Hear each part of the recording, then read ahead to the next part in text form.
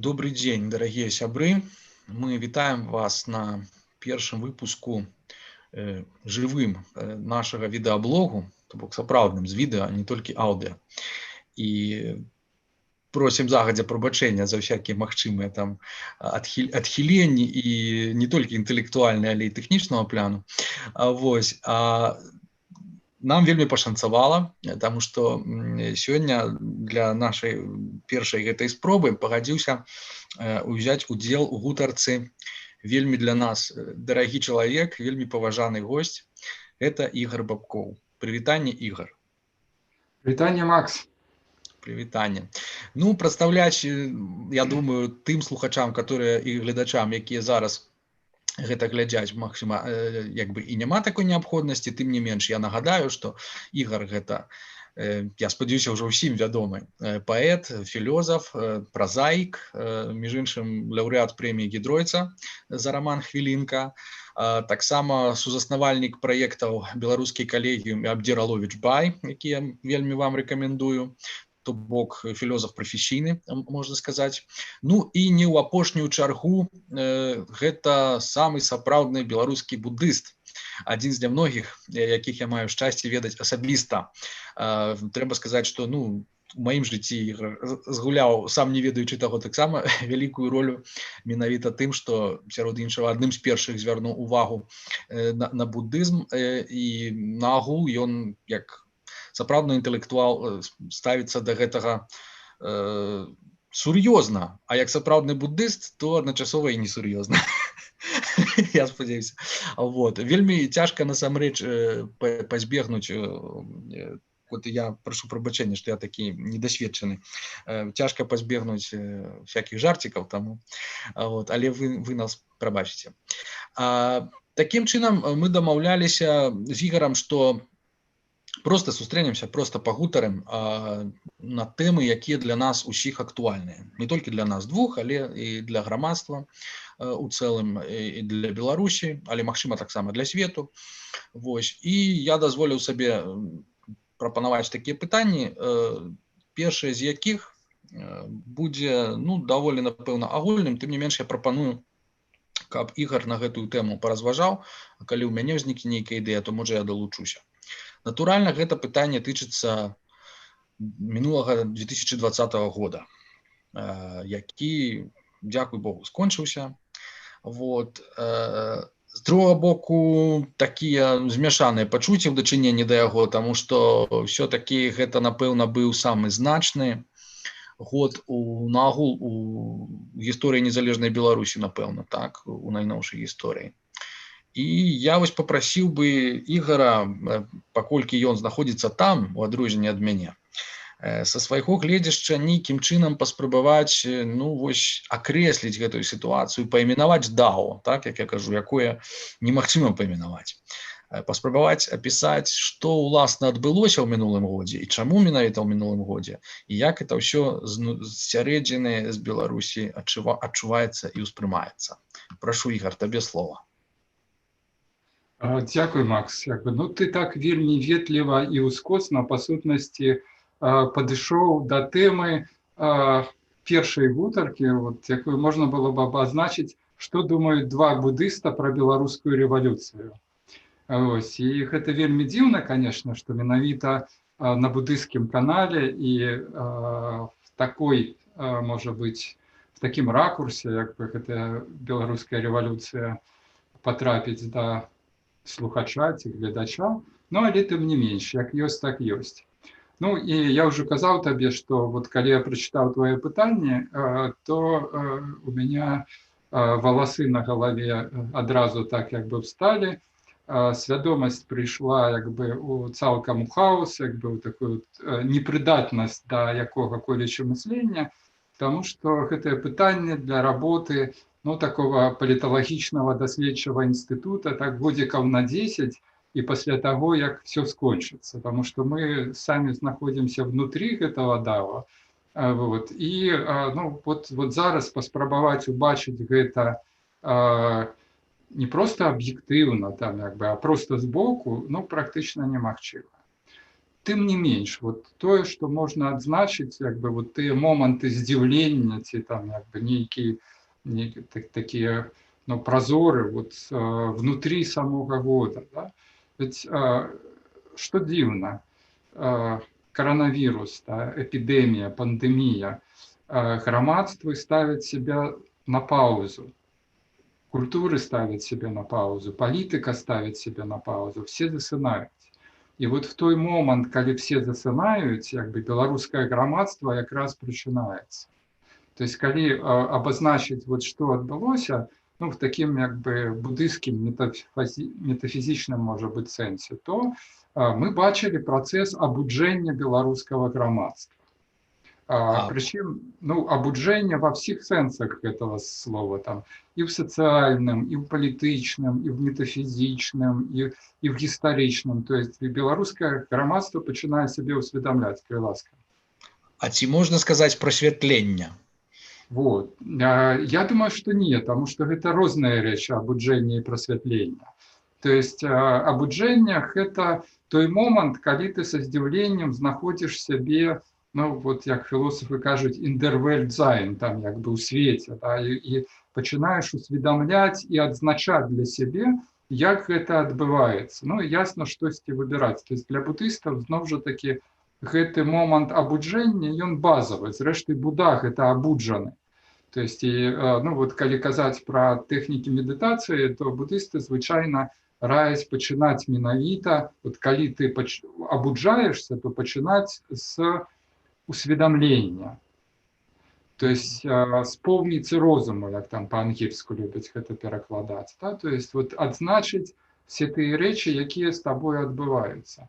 Ну и вот калі казаць, что отбывается с белорусским громадством, якое абуджаецца и пачынае бачыць, ну вот себе само, там, як бы, что вокруг, то яно со здзіўленнем открывает для себе то, что Конфуций назвал гуманность альбо человечество. То есть сам иероглиф вот этой гуманности славутой конфуцианской, это иероглиф человека и двоечка такая, то есть то, что отбывается между двумя людьми. И вот тут мы бачим, что, ну это вельми дивно, конечно, что белорусское громадство, оно не просто спало, тому что оно было там, ну вот как бы пассивное, ну, что это нехай историки нам рассказывают, а яно спало тому, что редко кто, выходячи па-за межы, ну не ведаю, там сабе самих, сваёй сем'і, сваіх інтарэсаў, лічыў, што патрапляе ў гэтую прастору чалавечасці, прастору гуманнасці. Звычайная установка нормального беларуса, что выходячи па-за межы сем'і там ці своей особы, мы потрапляем в ворожее асяроддзе, ну, максимум, якое може выступать як крыніца там гвалту, ресурсов, як бы. А тут коронавирус, и люди со здивлением открывают для себя радость и счастье допомоги суседу. Да? То есть это не просто открытие себе там этого іншага, як такого, там, як субъекта, а вот человека, якому потребна допомога. Ну, і мне здаецца, што ясна, што гэта апісана шмат разоў і всімі, да, но вот не то, што недооценена метафізіка всяго гэтага, но вот недооценена змена всяго беларускага гештальту, якая адбываецца вот пасля такога крока, калі мы раптам вот выходзім, і мы разумеем, што тыя, хто вакол нас, яны частка вот гэтай супольнасці. Ну, я бы вот так вот сказал. Это першая падзея, што адбываецца в 2020 годзе гэтай часткі дао. А другі крок не менш дзіўны. Гледзячы на все гэта, ва ўлады здараецца істэрыка, і яна як бы заявляе, што на нас напалі, што мы не адступім і будзем стаять до конца, і распачынае кампанію гвалта, тэрора, застрашэння. Ну, все мы на свае вочы бачылі, як гэта працуе. Да? І гэта не менш дзіўная і, ну, такая вот... Мы себе ўжо прызвычаілі крышачку разумець як бы гэта все і ну часам гаворым ну яны просто псіхі да альбо яны цынікі вот насамрэч яны кажуць пра гэтую ну вот вайну што на нас напалі но во все гэта не вераць а просто ну вот цынічна хочуць там ну вот все гэта як бы ввесці в нейкія рамки. Я думаю что тут таксама не все так просто что ну умоўна кажучы что ёсць мы уже сконструявали 3 розных космоса, 3 розных света, да, то есть и в 2020 году отбываются такие подорожжи и взаимопроникнения, то есть как бы традыцыйны беларускі свет тутэйшасці, які абмежаваны, ну вот как бы самой особой, да, то есть такі хутарской там ці, ён размыкаецца ў прастору супольнасці. Улада, якая традыцыйна прызвычаілася мець справу, мець дачыненні з асобнымі гэтымі хутарскімі як бы суб'ектамі ці там вот яна раптам заўважае гэтую супольнасць і ўспрымае яе як пагрозу. Ну а далей пачынаюцца вядомыя падзеі, то есть як бы рэакцыя на несправядлівасць і распачынаецца жнівеньскае паўстанне, беларуская рэвалюцыя. Так, ты ведаеш, мне вельмі спадабалася паралель з канфуцыянствам. Я такі уважлівы, в принципе, так сказать, уже даўні, можна сказаць, чытач Канфуцыя, ну, непараўнальна з табой, вядома, а ось, і тым не менш.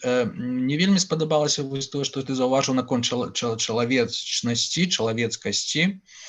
Гэта сапраўды, ну, трэба тут аддаць належнае тым, хто нашу уладу адводзяць все-таки ад мінулага рэжыму, так званых, хаця, ну, наколькі ён мінулы яшчэ невядома, як я часам кажу, што Беларусь это краіна пераможнага ГКЧП, вось, у пэўным сэнсе. І калі ўзяць менавіта тую оптыку, якой глядзелі на грамадства, так сказаць, праз філазофію марксізма-ленінізма, то, натуральна, там чалавецкасць вызначалася так вельмі матэрыяльным спосабам, так? То бок это нешта такое ўсё вельмі дэтэрмінаванае, не тое, што ўзнікае у менавіта там, дзе двое сутыкаюцца між сабою тут і цяпер, а нешта такое, што ўжо як бы даўна вядомае, дадзенае там і генетычна, і нейкімі матэрыяльнымі праблемамі, і з чым фактычна даволі зручна працаваць. То бок нейкі матэрыяльны, такі база матэрыяльнае грамадства. І гэта якраз тое, супраць чаго Канфуцый і выступаў. Таму што калі ён казаў пра тое, як павінна дзяржава, чым і як кіравацца, то ён гэты прынцып чалавецкасці ставіў на першае месца. То бок у дзяржаве на першым месцы павінен быць чалавек. Згледзячы рыторыкі, у прынцыпе, гэта ужывалі і камуністы таксама, але толькі толькі рытарычна. І вось, натуральна, гэта ты цудоўна адзначыў, што як толькі пачала нараджацца чалавецкасць і ўзаеміны паміж людзьмі ўзнікаць, адразу дзяржава паспрабавала рэагаваць на гэта, ну, такім звыклым чынам, як і раней. Гэта значыць націснуць на матэрыяльную базу. То бок, як бы націснуць на інстынкты, на фізіялогію, на, што называецца, біць рублём, звальняць, гвалтам уздзейнічаць на людзей і гэтак далей. То бок, зноў паспрабаваць людзей запхнуць вось з гэтага нейкага ідэалу, правда, такога ўсведамлення нейкай такой большай чалавецкасці, запхнуць назад вот менавіта ў нейкі такі біялагічны кантэйнер, які вот просто будзе так, як робот, просто прадказальны і паслухмяны і гэтак далей. Ну, будзем спадзявацца, што гэта ўжо не атрымаецца у нашай улады. Сярод іншага таму, што яна нідзе, як ты адзначыў, ускосна не толькі супраць прынцыпа Дао, але і супраць канфуцыянскіх прынцыпаў, вось, якія ляжаць у падмурку, так сказаць, філазофіі як бы добрага кіравання грамадствам. Вось. Это я прашу, вядома, прабачэння за такое шырокае пытанне, але это якраз тыя пытанні, якія нам за мяжой задаюць часам чэшскія журналісты. Я, так сказаць, просто зрабіў тое, што пераклаў іх на больш дасведчанага, скажем так, чалавека. Хацеў таксама я, значыць, ну, тут і цяпер, вернемся, значыць, 20-й год скончыўся, а мы зараз, вот сёння, у гэты момант, так, у студзені 21-го года. Якая дынаміка, што ты заўважаеш, ёсць якія там зрухі, як это будзе ў найбліжэйшы час по-твойму развівацца? Ну, бачиш, что я для себе не скажу, каб я спецыяльна спрабаваў там напісаць нейкі вялікі тэкст альбо придумаць канцэпцыю, але міжволі для сябе адзначаеш неяк, спрабуеш упарадкаваць тое, што адбываецца вакол. Да? І я для сябе абазначыў 3 дошкі, альбо 3 праекцыі, альбо 3 працэсы, 3 плыні асобныя, якія мы звычайна мяшаем, накладаем одно на одну, і адпаведна в нашай галове там все блытаецца. Да? То есть мы, напрыклад, пытаем, калі ўжо беларускае грамадства пераможа і скіне гэты рэжым. Да? Хаця крышачку спыніцца і так паўглядацца в рэальнасць, и ты разумеешь, что громадствы не скидывают и не перемагают режимы. То есть это не задача громадства. И белорусское громадство, якое обудилося, и якое пайшло там своим шляхом, и оно пайшло не дзеля того, каб, займацца уладой, каб самим стать уладой. Разумеешь? Это я уже так забег. Вот насамрэч 3 динамики. Одна это громадство, якое абудзілася, якое пачало адкрываць для сябе нейкія такія базавыя каштоўнасці і правдзівыя жаданні. Дапамога бліжняму, дапамога суседу, дапамога чалавеку. Да? Справядлівасць. То есть реакцыя не просто на гвалт, не просто на падман на выбарах, а на тое, што парушаецца базавы прынцып, які, паверым Платону, ён ведаў, пра што казаў там і пісаў, ляжыць в аснове любога грамадства. То есть не свабоды, не дэмакратыі, не палітычныя рэжымы, а менавіта справядлівасць. Калі знікае адчуванне справядлівасці, то тады все гэта просто ламаецца і руйнуецца. То есть громадство пачынае проявлять свою позицию. И оно разумеет, что влада вышла, влада не просто несправедливая, она не просто там гвалтовная, она вышла за некие истотные, такие червоные стяжки, звар'яцела просто, в певном сенсе. Да? То есть як звар'яцелые там, не ведаю, там собаки, якія бегаюць по вясковай вуліцы. Штосьці у нас падобнае такое адбываецца. І чым занялося грамадства і займаецца грамадства, гэта выпрацоўвае в самім сабе механізмы нейтралізацыі, абясшкоджання і механізмы ўплыва на ўладу. То есть гэта важна разумець, што задача грамадства гэта зрабіць так, каб ніводная любая ўлада, якая прыйдзе пасля гэтай, ужо не змагла сябе так паводзіць, не смогла падманваць, не смогла несправядлівасць там называць справядлівасцю, затыкаць рты. І гэтае разуменне і гэтая работа па выпрацоўке не просто перакананасці, да, а канкрэтных механізмаў сацыяльных. Ведь вся гэтая, все гэтыя дворовые чаты, все гэтыя, скажем, сторонки в интернете, все гэтыя галасаванні, і вся гэтая інфраструктура, якая паўстае і якая робіцца, амаль што валанцёрскі практычна, да? То есть гэта інфраструктура не просто каб прагнаць Лукашэнку ці гэтую ўладу, да? А гэта інфраструктура, якая будзе працаваць десятигоддзі і десятигоддзі пасля гэтага. Да? То есть і гэтыя словы там, я выходжу, яны будуць, як в американской конституции, ці там пэвная мота, да? То есть это мусіць быць вырезана там на, не ведаю, в грамадской свядомасці, в школах, і таким боевым клічам мусіць быць. Да?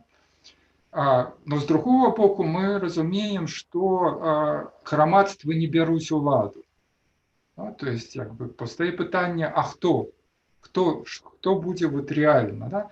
І тут мы бачым не менш дзіўныя працэсы. Мы бачым, што як рэакцыя на гэтыя гвалты і несправядлівасці, частка гэтай жа самай улады, яна аддзяляецца і па сутнасці явно альбо таемна пачынае фармаваць, ну, скажем, паралельную інфраструктуру.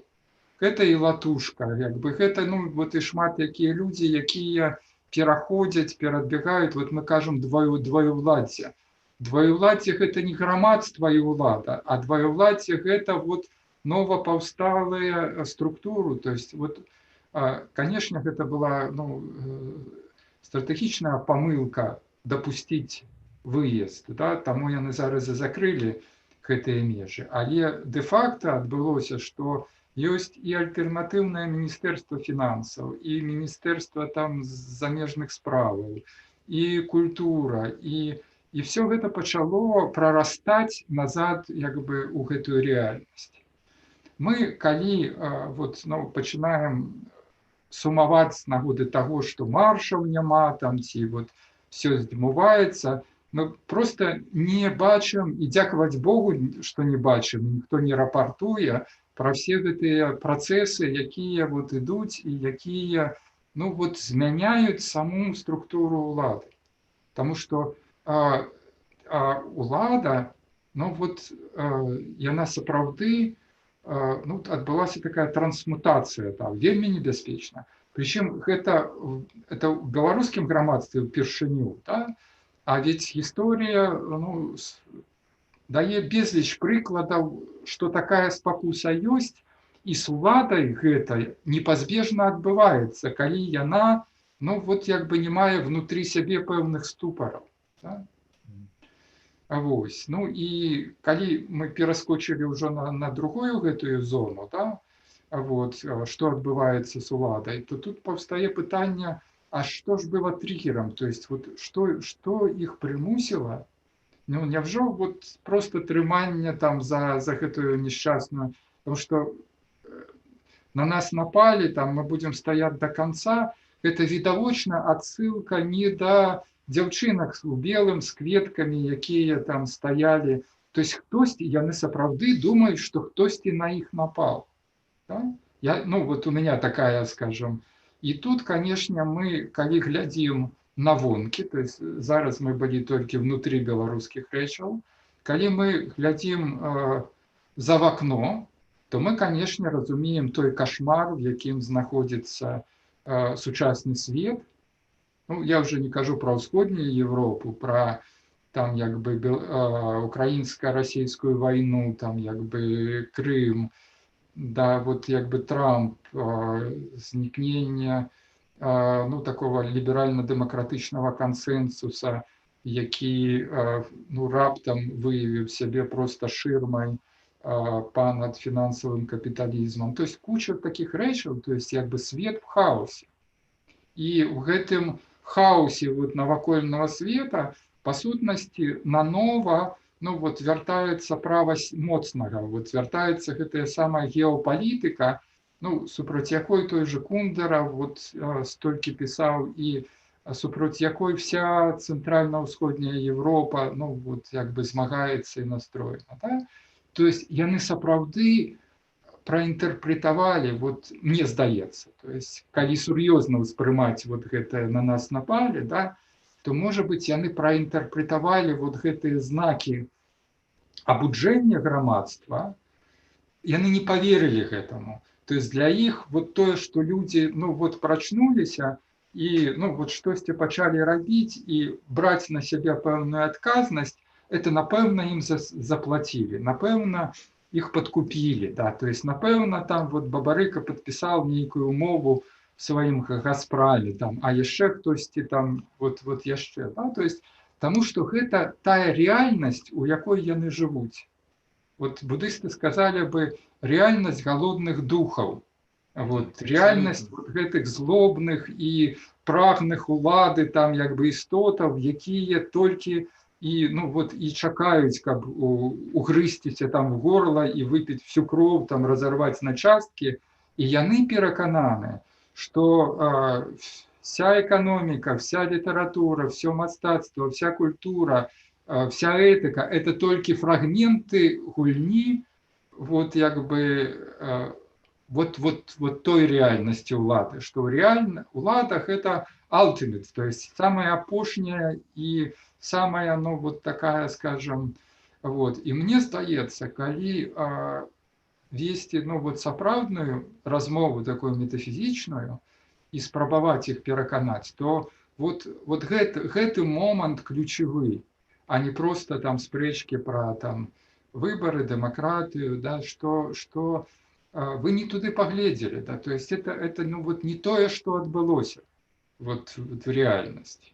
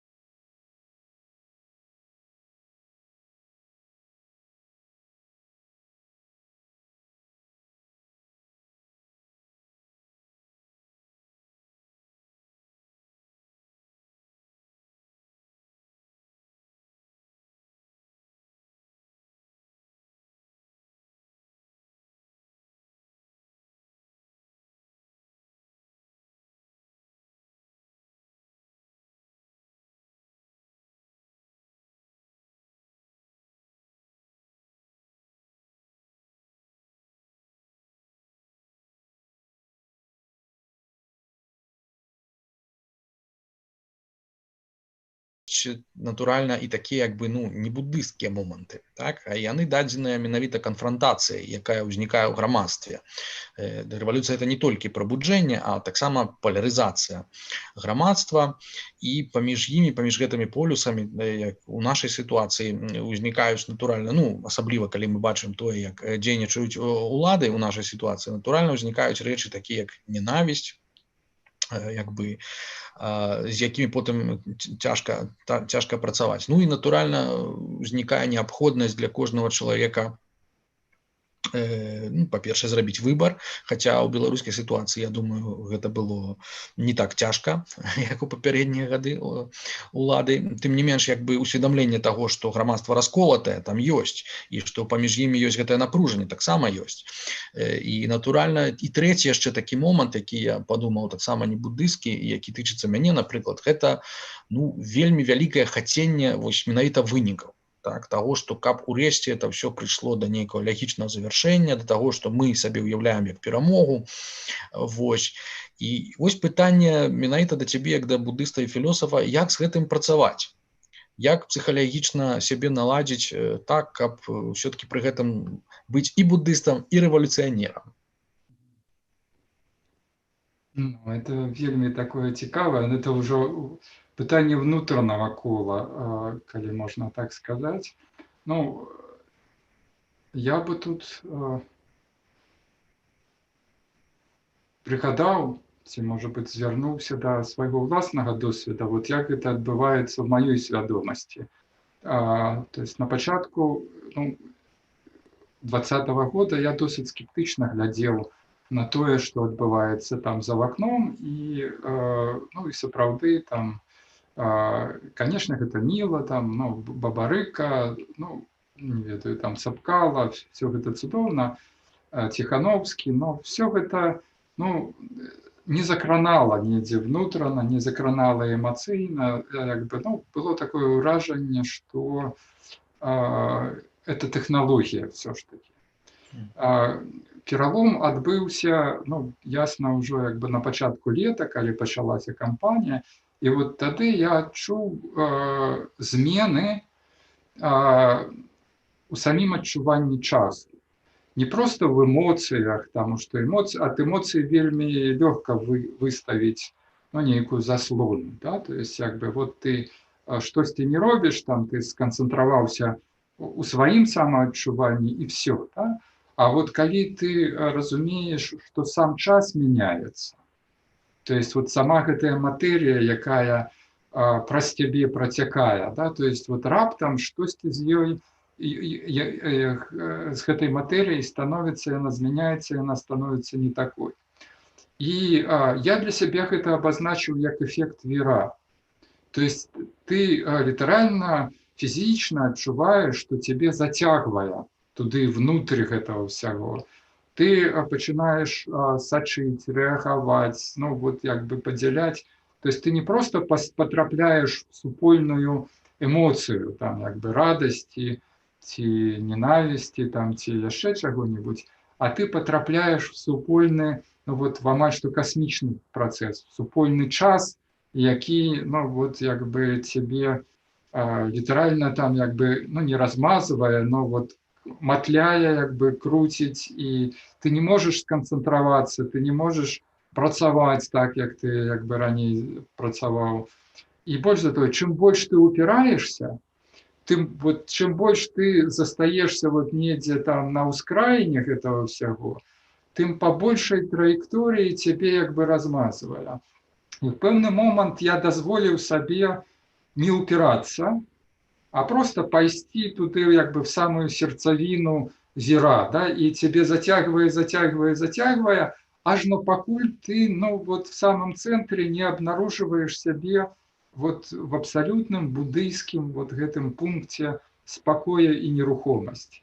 Вот это, может быть, гучыць так як бы дзікавата і крыху містычна, но для меня гэта было як бы абсолютно фізічнае адчуванне. Вот якраз в той самы момант, калі я напоўніцу аддаўся, як бы, я абнаружыў, знайшоў сябе абсалютна свабодным ад вот всех гэтых як бы калектыўных эмоцый. і наадварот ты пачынаеш гэта бачыць, вот як аркестрацыя адбываецца, прычым гэта ясна не спецыяльна, то есть вот просто працуе тое, што можна назваць калектыўнай рацыянальнасцю як бы і калектыўнай эмацыйнасцю. Вот як аркестр пачынае граць, вот гэты аркестр рэвалюцыі, і думаць таксама, так? Вот по Фейсбуку гэта асабліва класна бачна. То есть нібыта кожны гаворыць нейкую частачку, а потым глядзіш, сітуацыя як быццам бы паслухала всех разам і пайшла так, каб сабраць з гэтага все рацыянальнае, все разумнае. Так и тут. Так что мой рецепт не упираться и просто знайсці себе пункт спокоя внутри самого процесса. Это чароўна, я могу толькі зайздросціць, хаця в прынцыпе нейкі такі падобны феномен я таксама перажыў, такое вось адчуванне вось гэтага вока тайфуна, так што ты вакол віруе, значыць гісторыя ідзе, а сам знаходзіцца нібыта ў цэнтры. Вядома, і за мяжой у нас таксама это улетку рэакцыя была вельмі бурлівая на ўсё, што адбывалася ў Беларусі, вось, і мне пашчасціла менавіта вось у жніўні таксама на нейкі час сябе адчуць на кароткі час у гэтым воку тайфуна. Праўда, потым я зразумеў, што я знаходжуся не ў тым воку зусім, што тайфун сапраўдны недзе яшчэ, вось, а я вымушаны знаходзіцца якраз там, і гэта, відаць, все-таки не спрыяла мне потым, мне давялося выходзіць з гэтага ўсяго так трошку, вось, але чароўная сапраўды апісанне, чароўная метафора. Шчыры дзякуй. Я сапраўды проста паддацца нейкім натуральным тэндэнцыям, гэта вот тое, калі мяне таксама пытаюцца пра дэталі, пра ўсё, я кажу, што вы хочаце? Сапраўды змянілася эпоха, змянілася даў проста. Кола лёсу павярнулася. Вось, это сапраўды нешта надіндывідуальнае, надмістычнае і такое. Тое, што вот ты заўважыў пра фактычна, пра суб'ектнасць, так, што вот як бы, суб'ектнасць, это я для сябе так паіменую, ты не ўжыў слова суб'ектнасць, але менавіта, што вот патрэба ў кожнага чалавека ўзнікаюць іншыя патрэбы, чым раней, і што яны як бы ўжо грунтуюцца на іншых як бы падставах, чым раней.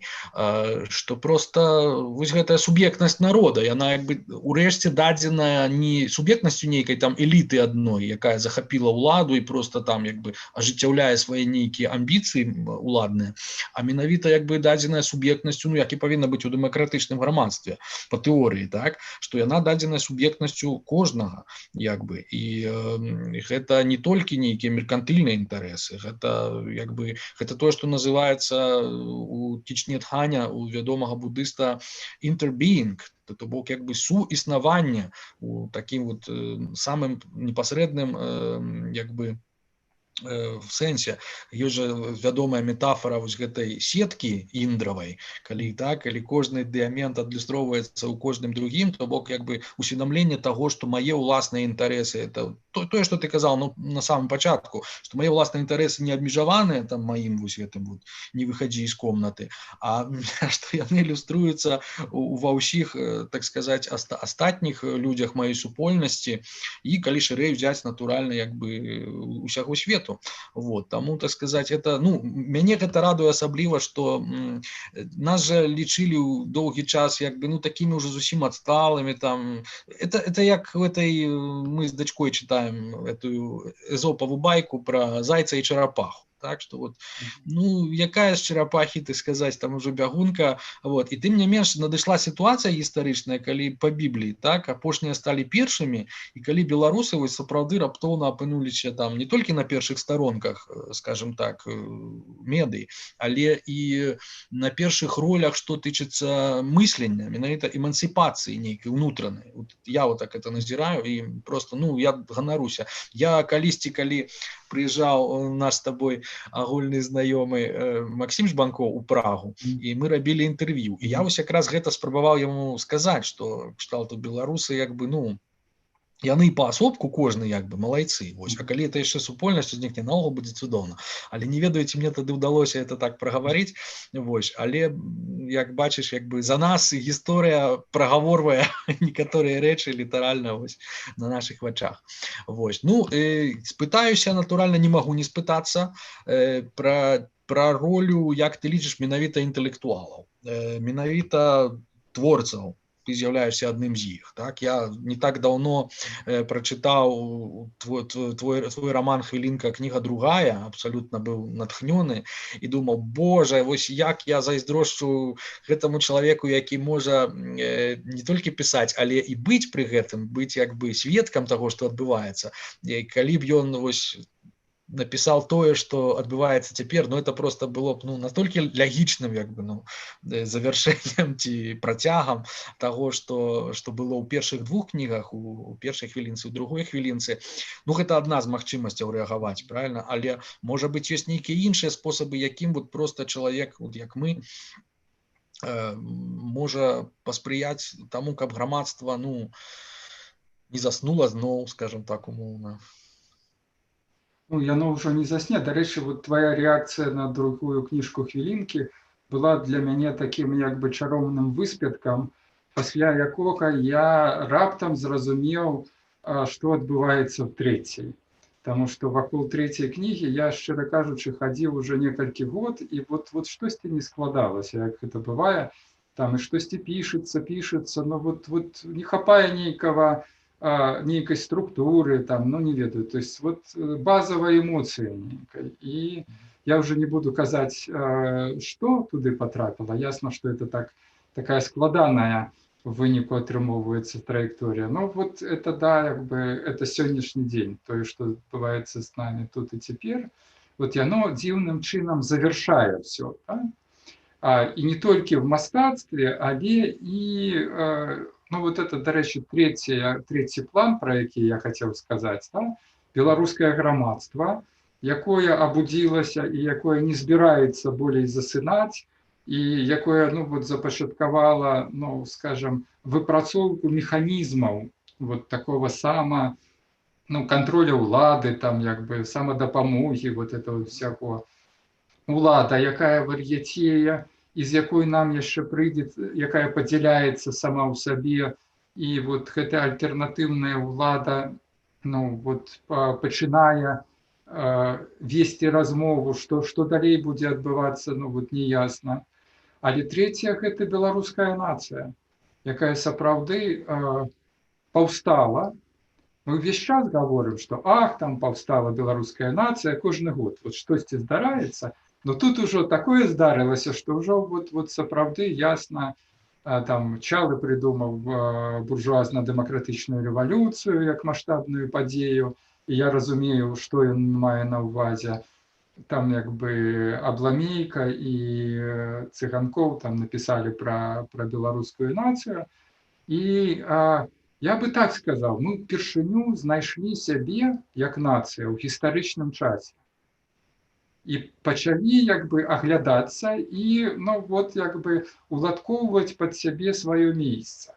Таму што вот той вобраз наш в сусветным коміксе, як чорная дзюрка, там як бы адсталыя, там вот апошняя дыктатура, гэта насамрэч не месца ў гісторыі.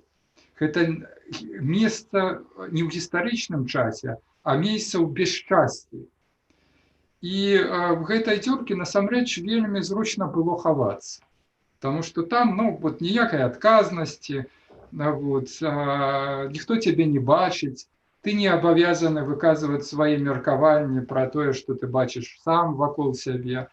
А тут аказалася, што Беларусь замест чорнай дзюркі адразу скочыла в гісторыю як такая своеасаблівая лабараторія будучыні.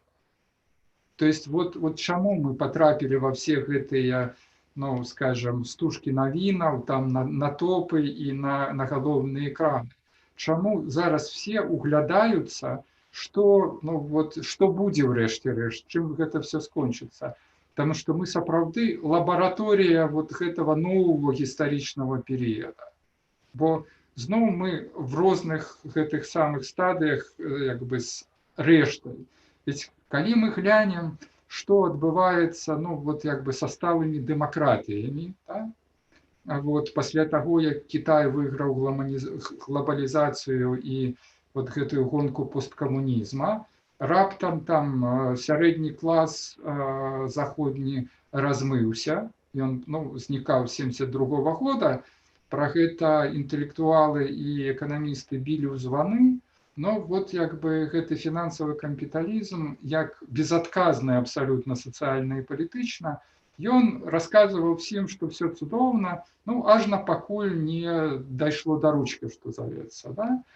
І вот што всех прымусіла здрыгануцца, это, конечно, Трамп, гэта узыходжанне правых папулізмаў у класічных еўрапейскіх дэмакратыях, і аказалася, што рэакцыяй на заняпад сярэдняга класа і татальнае абядненне, і на прадажнасць як бы і нездольнасць вот рэагаваць той палітычнай эліты, якая ёсць, рэакцыя на все гэта вот такая папулістская, антыдэмакратычная, вот як бы жаданне новай дыктатуры, якая навядзе парадак. Да? І вот Трамп гэта не просто вот як бы псіхованы бізнесмен ці вот нейкі дзівак, які туды патрапіў, ён сапраўды вот як бы увасабляе жаданні десяткаў і дзесяткаў мільёнаў збяднелых і азлобленых людзей, якія нікому больш не вераць. Да? І эліты заходнія, скажем, вот страшно бояться такого поворота. Потому что, глядите, с одного боку, Китай, які, вот однопартийный и, по сутности, конфуцианская империя, а с другого боку, вот правые популистские диктатуры, якія, ясно, что картинка страшная.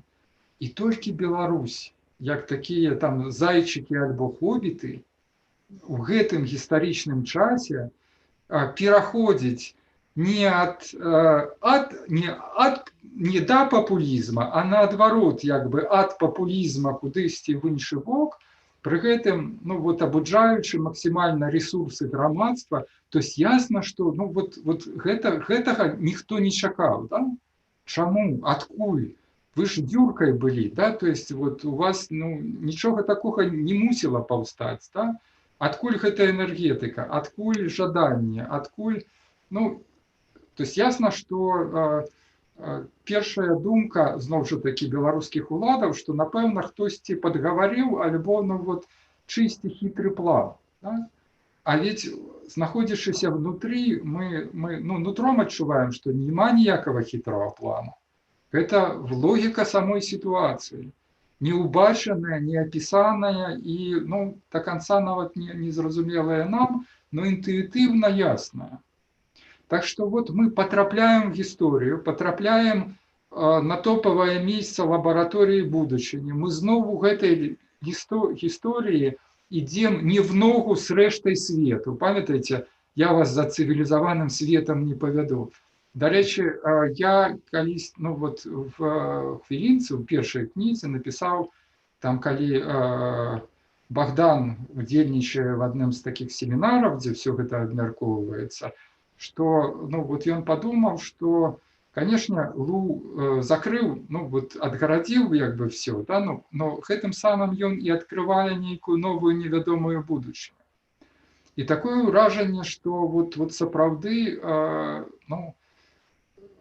мы бачым, что гісторыя гэта не арифметика и не дзіцячыя прописи. Да? То есть она врэшце, вот як бы подкидывая такие варианты, якія не для школьных вот, подручников, не ведаю. Да? Сори, что я так много показал, но это важно просто для меня, вот что Беларусь гэта лаборатория будучыні, вот зараз. Да? То есть причем не з-за таго, это мне не варта ганарыцца, это не дзеля таго, каб мы зараз пачалі бегаць і крычаць, якія мы хорошие. Да? То есть просто тыя сацыяльныя працэсы і вот тыя рэчы, якія адбываюцца зараз у Беларусі, яны страшна важныя. Это вот як гэта самая антывірус, як вакцына ад ковіда. Да? То есть вот калі зараз тое, што вот тэсціруецца ў Беларусі, адбудзецца, то есть вот рэакцыя самога грамадства, то есть па сутнасці без ніякіх знешніх ресурсаў, да? І калі грамадства здолее абясшкодзіць гэты вірус, хвалта там як бы непавагі, тады не все так як бы кепска. Так, я вельмі рады, што ты гэта так бачыш. Я таксама это падобна, в прынцыпе, вельмі бачыў, таму што это мне шкада, што апошнім часам не такая ўвага ў свеце да Беларусі. Вось. Ну, скажем так, я думаю, што ў экспертных колах яна па-ранейшаму вялікая, але просто, скажем так, тое, што медыа і ўсё астатняе, яно ўжо так крышку сыходзіць, но это нармалёва, это хвалі такія. Вось.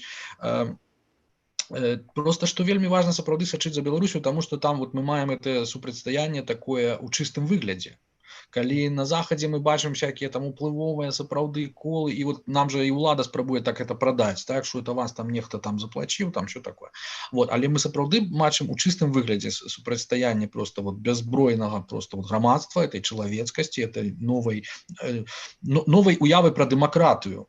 Тое, што вот на захадзе таксама актуальна, але яно вельмі часта рэдукуецца на ўжо пройдзенае, на такія схемы, которые уже былі выпрабаваныя, кшталту там лева-права, так? Вось там яно адразу трапляе ў гэтае. А вось у нас нешта вот такое абсалютна, я б нават сказаў, гэта натуральна палітычная рэч, але, як вот сказаць, што это не як у 90-х, там, дзе вот галоўным быў крытэрам, это быў нейкі дабрабыт, так, што людзям хацелася, вот, як на захадзе, каб было матэрыяльнае нешта ў першую чаргу. Тут я цябе перарву, таму што так. Вот дадам яшчэ, што ў нас цяпер важна, што палітыка і грамадская дзейнасць стала месцам, куды людзі укладаюць свае ўласныя рэсурсы, грошы, там, як бы, вольны час, а не тым месцам, дзе яны спадзяюцца атрымаць нейкія рэсурсы.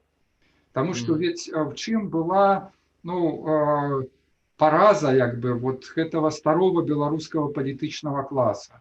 В тым, што ён врэшце прафесіяналізаваўся, то есть ясна, што пры такіх абставінах, і ён як бы цалкам, людзям трэба працаваць, да? І людзі врэшце прызвычаіліся ставіцца да палітыкі, як да месца, дзе яны зарабляюць грошы, там, з якіх яны жывуць, выжываюць, это абсолютно нормально. То есть я не в плане там закида нейкага, да? Но тым больш, неверагодна і нечакана была вот тая самая буржуазная рэвалюцыя дэмакратычная, да? Калі, ведь што зрабіў Бабарыка? То есть ён меў ресурсы, свае там нейкія, да? Уплывы там сяброў, знаёмых, грошы, да, якія там выводзіліся, акумуляваліся, да, і ён укладае гэта все, робіць вялікую стаўку. Як мы бачым сёння, якія былі матывацыі? Ці хтосьці, яму штосьці гарантаваў, ці ён з кімсьці дамаўляўся, як бы, ці ён проста асабіста пасля падзеяў асабістых ужо не трымаўся за все гэта. Это не важно насамрэч. Просто важны сам гест, што чалавек як бы мае ресурсы, і ён кладзе гэта все на шале. Так? І далей гэты самы гест пачынае паўтаряцца. То есть ён упершыню быў адпрацаваны на взаемадапамозе, на ковідзе, калі дапамагалі і куплялі там все гэтыя матэрыялы. Потым перайшоў на палітычную сферу, а гэта ўжо абсолютно здаровае і нармальнае адчуванне палітыкі як супольнай рэчы. Да? То есть адсюль нараджаецца рэспубліка, калі все мы разам прыходзім у супольную прастору і штосьці в яе прыносім, а не прыходзім, каб штосьці атрымаць ад яе, урваць, да, там, палітычны капітал, там, ці сімвалічны капітал, ці бюджэт як бы распілаваць. І як бы улады думаюць яшчэ, што гэта старая гісторыя, што гэта людзі, хутчэй за все прыйшлі просто там з нейкімі бюджэтамі, а это ўжо зусім іншая гісторыя, гэта ўжо будучыня. Яны просто не могуць сустрэцца в агульным часе. Я бы так сказаў, што улада засталася ў мінулым. Яна як бы там, дзе страшная геопалітыка, дзе піляцца бюджэты, дзе вот як бы глядзяць тэлевізор, да, а грамадства пайшло наперад і, ну, і аддаляецца все далей і далей. Абсолютно згодны. Это як у Борхеса был верш такі, здаецца, так? Это другое заснаванне Буэнос-Айреса.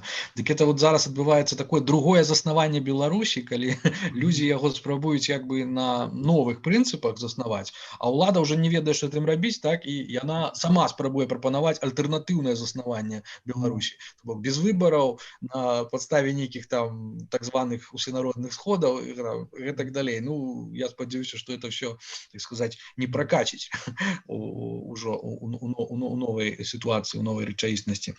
Ну, я насамрэч меў шэраг пытанняў, але я бачу, што мы даткнуліся фактычна ўжо амаль усяго, і як бы нават не хочется мне пытаць пра тое, якую там ролю можа шараговы буддыст згуляць ва ўсім гэтым, таму што, як ты ўжо фактычна, роля это сама знаходзіць чалавека, і чалавек сваё месца знаходзіць сам, і месца у фокусе, так сказать, у сярэдзіне это ўсяго. Таму з гэтым меней болей відавочна. Ну, адзінае, што я б хацеў такое адзначыць ад сябе, што я вот зраблю такую рэкляму сабе, што я зрабіў гэты свой блог для того, каб якраз у гэтыя моманты, бо шмат людзей, якім, ну, псіхалагічна цяжка гэта ўсё вытрымліваць і перажываць.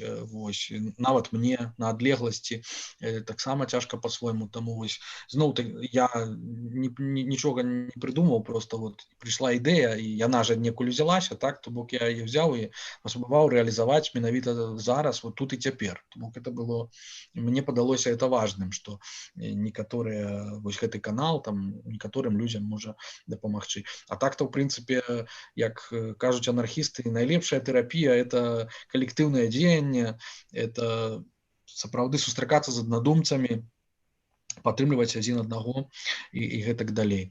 Вось, ну, такім чынам, калі я не ведаю, не магу, значыць, згледзячы перанесціся ў ролю слухача і ўявіць сабе, наколькі ён мог, і гледача, наколькі ён мог стаміцца ад нашай гутаркі. Вось, але я спадзяюся, што ад гутаркі не стаміліся, вот, наши гледачы і слухачы, і што у будучыні мы яшчэ, напэўна, паўторым гэты сеанс адначасовай гульні, скажем так, яшчэ паразважаем над тым, што будзе адбывацца далей. Вось, ну, ёсць такія планы всякие, запрасіць людзей з розных, скажем так, меркаванняў і філазофскіх платформаў і пазіцый. Пабачым, як это ўсё будзе. Вось, такім чынам, калі, Ігар, маеш яшчэ што дадаць для тых, хто нас глядзеў і слухаў, то маеш зараз такую магчымасць. Ну, прокричать Абдиралович, как бы льющаяся форма, да, то есть вот это самая дзіўная, ну, такая, скажем, дробязь, здаецца, але тым не менш, што вот як ён і паабяцаў, што будзе, ці дапавец паабяцаў, што ён будзе актуальны ў 21 стагоддзі, вот, на 100 год ён патрапіў ці прыдумаў беларускую рэвалюцыю. Калі духі, ну, як бы здольны ўплываць на наши сённяшнія расклады, то я думаю, што, ну, як бы без яго тут не абышлося. Абсолютно згодны. Это, ну, это асобная тэма, якую, натуральна, і Ян Новік развівае. Між іншым, такая навіна, што мы падалі грант у гэтым годзе на чэшскі пераклад Абдзіраловіча «Адвечным шляхам». І вельмі спадзяёмся, што нехта з беларускіх інтэлектуалаў напіша нейкую прадмову да гэтага выдання.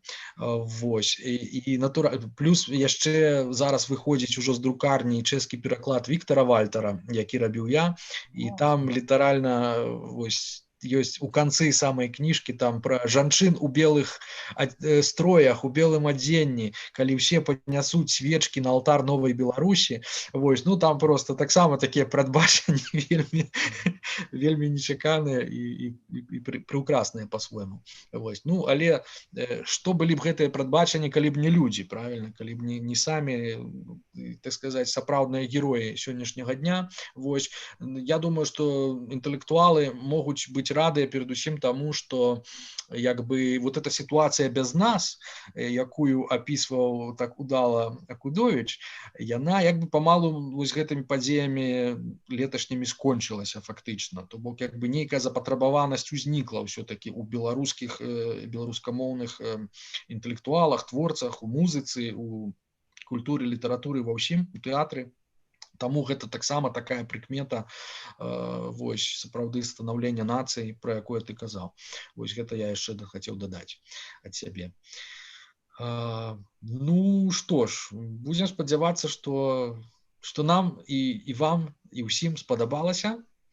Вось, і што наступны раз праз нейкі час мы пабачымся і пагутарым зноў. Вось, і што гэтае відэа прыцягне увагу не толькі да старонкі Абдзіраловіч Бай, якая абсалютна цудоўная, на якой самыя такія прекрасныя тэксты сучасныя мішлярскія можна чытаць, але таксама і да гэтага нашага YouTube-каналу Беларус and Buddhist Буддхарма па-беларуску. Вось. Такім чынам, дарагія сябры, дзякую вам за ўвагу. Дзякую шчыры Ігару за тое, што ён пагадзіўся з намі сёння быць, падзяліцца сваімі думкамі і сваёй мудрасцю. І запрашаю вас слухаць, глядзець канал, чытаць Абдзіраловіч Бай, чытаць таксама Літраж.орг і далучацца да нас зноўку у будучым. Усяго добрага. Пакуль. Пакуль, шчасліва.